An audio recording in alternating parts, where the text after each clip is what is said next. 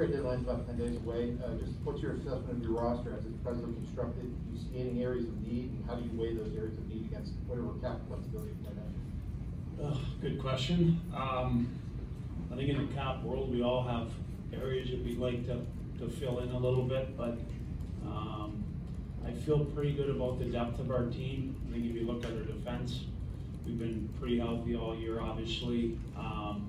We have guys even down the minors, PO, so I think if you look up front, you know, we got OC and Z and Houston and Hollander and Bjorkvist, so I feel good about the depth of our team. Would we like that a little bit up front? Yeah, that would be a fair statement. But I think every team again would like that a little bit up front or maybe on the back end. So I feel good. I don't feel like I have to do anything, but if we can get better, we're certainly going to try.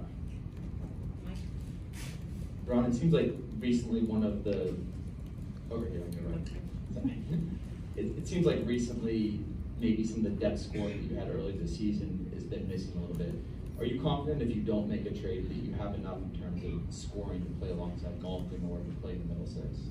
I think when you look at our first maybe 35 games, the depth scoring was there, and then recently, I mean, we can look at the numbers and just show who it's dried up for. So they're certainly capable of it. I think Cappy had 8 goals in the first 35 or so games, and now he's got a goal or 2 in the last 20, 24 games, whatever. So I think, yes, it's there.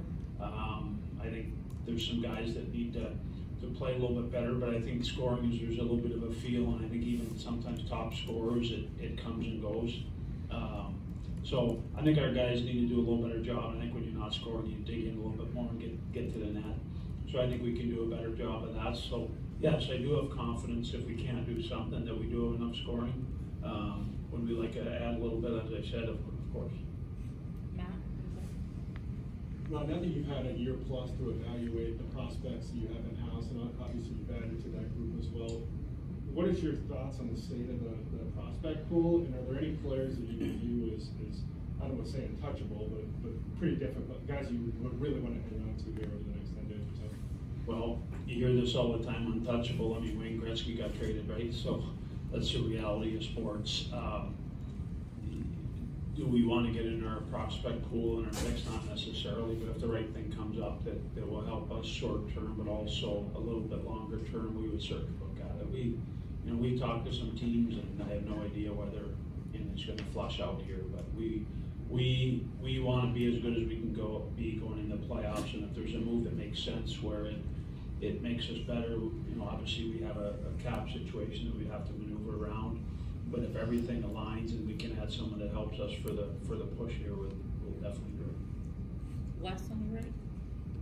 Ron, you had called working on deals for Vinny Malkin, Brian Rust, Jake Ensel, those types of guys, top priorities. Has there been any further progress there, or is that something at this point that might get worked out in the offseason? Good question. I don't have an answer for you. We've certainly been working. Obviously, Gino and Tang are 2 of our top priorities.